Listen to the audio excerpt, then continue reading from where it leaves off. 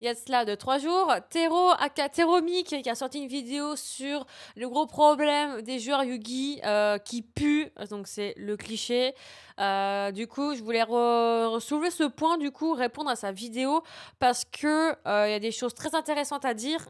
Certes, elle sera assez courte parce que moi, avec mon expérience est plus courte, mais si vous voulez un peu plus profonde, j'ai Jeanne qui est sur anciennement Twitter, qui a fait un thread parce qu'elle fait beaucoup plus de tournois que moi et son thread il est très complet et je vous le conseille fortement.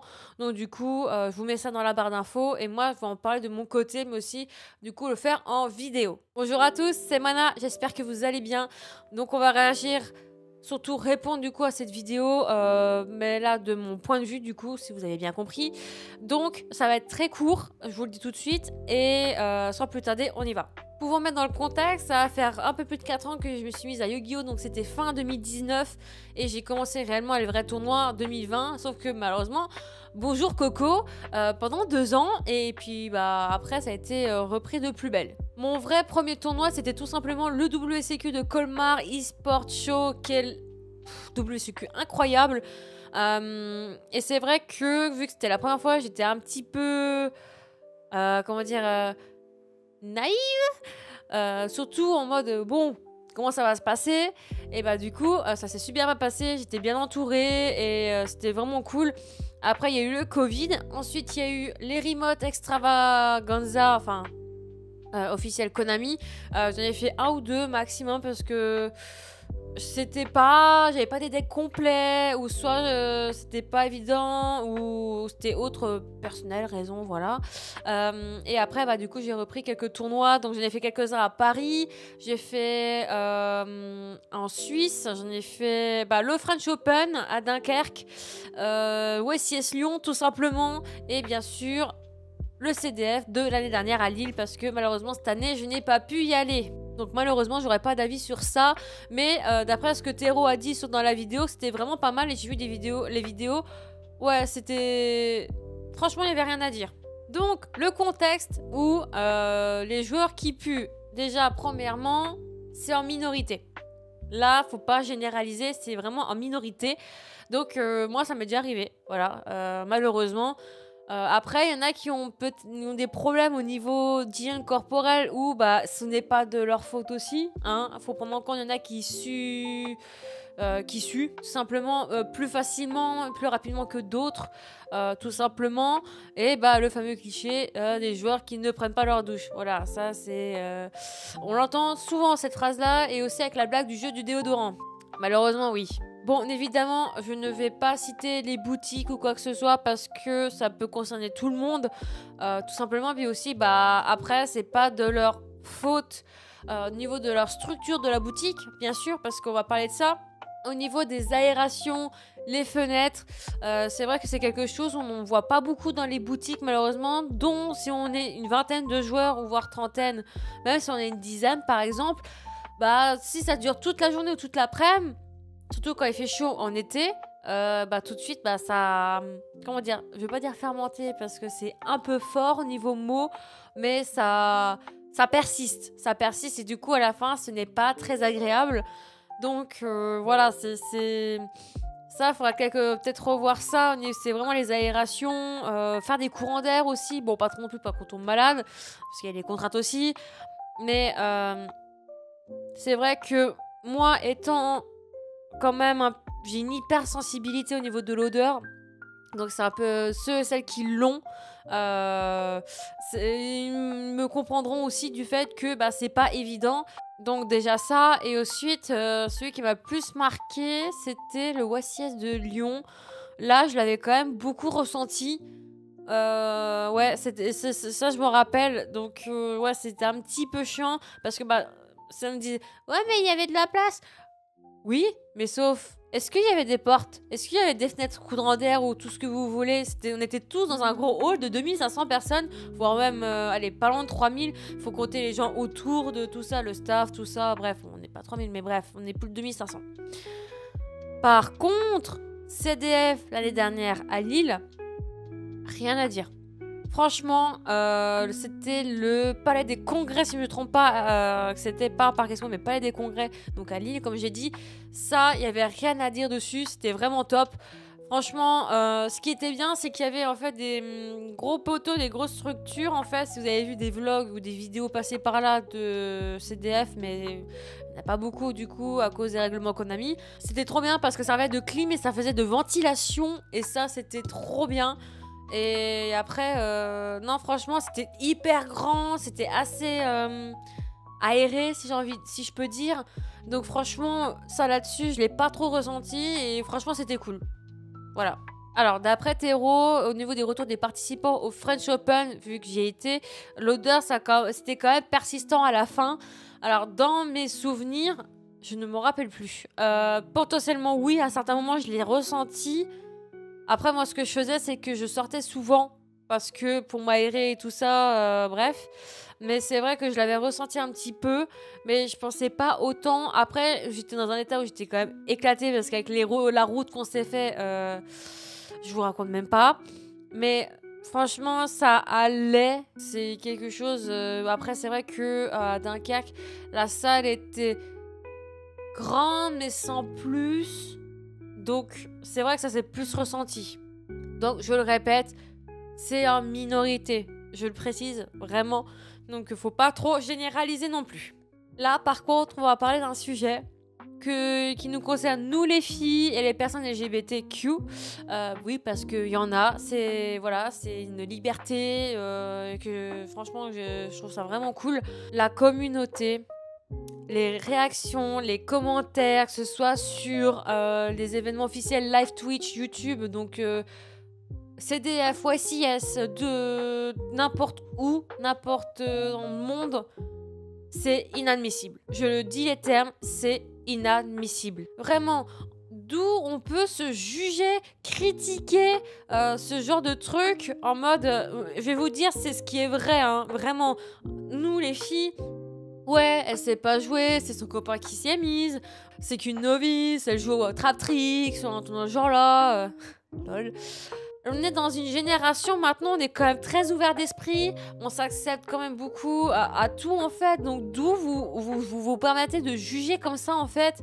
Je suis pas d'accord. Franchement, c'est quelque chose où c'est pas encore au point. Voilà. Donc voilà, faites attention au niveau des propos, ce que vous dites quand même, vous rendez pas compte, ça a un impact sur nous.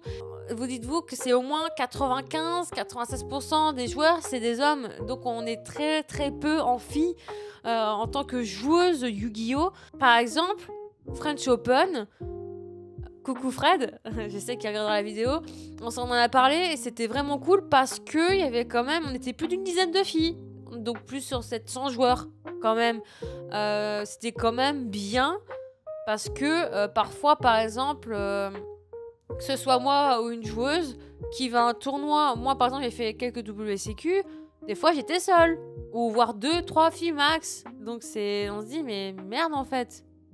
C'est dingue. Ça c'est un sujet qui me tient beaucoup à cœur parce que c'est quelque chose où je vais quand même plus me battre pour que vraiment ça s'amplifie encore plus et qu'on se sente aussi plus à l'aise, plus sereine et surtout une question de sécurité parce que y en a certains ils se permettent des propos parce que dans la vidéo de Théro on a eu des témoignages de 3-4 filles du coup qui ne sont pas françaises.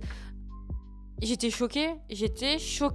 Enfin, un gars qui a demandé à une nana si elle a déjà couché avec quelqu'un, quoi. Enfin, d'où tu jures ce genre de propos, enfin, d'où tu le sors déjà? Vraiment. Mais franchement, c'est vrai que si je réfléchis bien dans mes souvenirs, la seule fois où ça, au niveau des propos, j'avais pas capté tout de suite, mais c'est parti vite en cacahuète, je vais expliquer pourquoi. C'est qu'il y avait un gars, il y a 2 ans et demi, 3 ans. Il y a 3 ans, ouais.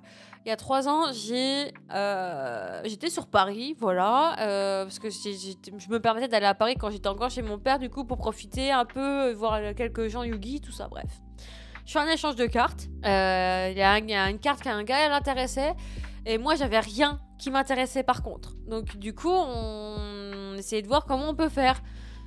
Et là, il me sort, sinon, je te paye par nature. Et j'avais pas capté sur ce coup-là. Mais vraiment, et j'ai 2 potes à moi qui ont vrillé vu qu'ils ont entendu ça. Et c'est parti trop loin. J'étais quand même assez choquée, je l'ai su 2-3 semaines plus tard. J'ai dit non mais les gars, mais... Ok, je veux bien, mais c'est parti vraiment... C'était un petit peu trop loin. Mais voilà, donc ça m'était arrivé. Aussi, j'ai été harcelée. Voilà, un plaisir. Oui, j'ai été harcelée il y a 2 ans. J'étais vraiment pas bien. Pas bien du tout. Et de plus, à savoir, je n'étais pas censée reprendre Yu-Gi-Oh là. Je devais arrêter définitivement. Pour ceux qui n'ont pas suivi, qui me voient seulement cette vidéo, septembre, j'avais annoncé l'arrêt définitif. Et de pointe à pointe, bah, ils m'ont reconverti dedans de nouveau. Du coup, si je reviens, je veux vraiment les choses un peu plus prendre à cœur. Mais aussi, ce qui m'est arrivé, et j'étais en mode, ouais, mais je trouve que c'est pas juste. C'est le fait que j'étais à un WCQ. J'étais la seule fille. Donc voilà. Et du coup, quand vous arrivez à un tournoi donc style WCQ, en fait, vous avez un PAF. Du coup, vous payez le PAF quand vous vous inscrivez. Donc, vous avez 3-4 boosters. Donc, soit dernière extension qu'ils ont en place avec un OTS ou ce que vous voulez. J'ai eu un booster en plus parce que on m'a dit, ouais, du coup, t'étais la seule fille. Et voilà, je suis en mode, non, mais... Ouais, c'est cool. Mais autour de moi, ah bah, j'ai entendu des râlements. J'en ai entendu en mode ah bah ça va, tranquille, vas-y parce que t'es une meuf et tout ça. C'est bien, oui et non, parce que tu mets la nana mal à l'aise. Vraiment, très mal à l'aise. Et du coup, là en mode ah ouais, bon, ouais bah je suis pour rien quoi. Enfin, je suis pour rien. Voilà. Ça, c'est quelque chose, ça m'est arrivé du coup. Et c'est vrai que c'est un peu malaisant. Voilà. Donc, ceux qui regardent ça, qui tiennent une boutique, ne faites jamais ça, s'il vous plaît. Parce que c'est... En fait, on se met tous en avant, du coup, avec ça, et on n'est pas très bien. Après, voilà. Comme je vous le dis, c'est juste mon point de vue. Donc, comme je disais un petit peu plus tôt aussi, de fait que... ça, c'est des propos que je reprends via Jeanne, et du coup, je suis totalement d'accord avec elle. C'est on n'est jamais prise au sérieux. Vraiment. Du fait que, oui, on est des nanas, on n'est pas doué pour les jeux de stratégie, des trucs comme ça. Soit on est dévisagé en permanence. C'est horrible. Si vous, les gars, on vous fait ça, est-ce que ça vous plairait? Et pour ça, moi, je dis gros GG à Jessica, hein, qui est la joueuse anglaise, du coup, qui est maintenant connue. Et franchement, enfin, voilà, je sais pas comment elle fait, mais franchement, un gros big up à elle. Et voilà, quoi, ça montre une preuve que on peut y arriver, en fait. Théro, elle a fait une vidéo dessus sur Jessica. Donc, je vous conseille d'aller la voir aussi, bien sûr. Et j'ai vu ça, je me suis dit... Ouais, quand même. C'est dingue le parcours qu'elle a fait. C'était pas facile, mais elle a réussi quand même. Et je trouve ça incroyable en fait. C'est pas que les mecs qui peuvent y arriver aussi. Donc, prendre exemple quoi. Donc voilà, je crois que j'ai quasiment tout dit. Parce que je ne vais pas m'éterniser là-dessus. Je voulais vraiment sortir cette vidéo à cœur. Parce que bah, je me sens concernée. Tout simplement, et je voulais vraiment sortir en vidéo et pas sur Twitter ou Thread, ce que vous voulez. Je voulais vraiment que ça sorte d'ici. Dernière chose aussi, ce que j'aimerais vraiment beaucoup voir, c'est qu'il y a de plus en plus de nanas aussi qui se lancent du coup dans Yu-Gi, mais aussi bah, via YouTube, parce que bah il y a beaucoup de gens qui ont une chaîne YouTube, des profiles, des trucs comme ça. Jessica a lancé la sienne du coup bah, avec les vlogs, tournois, deck profile. Il y a moi, Pikami, c'est une Catel. Il y a aussi l'autre Catel qui est sur Twitch. C'est vrai que j'ai pas encore regardé ses lives. Catel, je suis désolée. Mais d'après ce que j'ai entendu dire, elle fait des trucs vraiment pas mal. Donc il faudra que je regarde. Qu'il y en ait plus, je trouve. Mais... faut vraiment supporter encore plus du coup ce genre de communauté du coup hein, gros cliché, la femme n'a rien à faire dans ce genre de jeu, c'est à la cuisine. Oui je dis il y en a qui peuvent le dire, il y en a qui me l'ont pas dit ou quoi que ce soit, il y en a qui peuvent le dire, ou ce genre de cette nana n'a rien à faire là, ou on n'a pas besoin d'elle. Oui, parce que ça m'est déjà arrivé. et encore récemment. C'est vrai qu'au début, je prenais beaucoup à cœur parce que de plus, je suis susceptible. Malheureusement, ça c'est un truc que c'est mon plus gros défaut.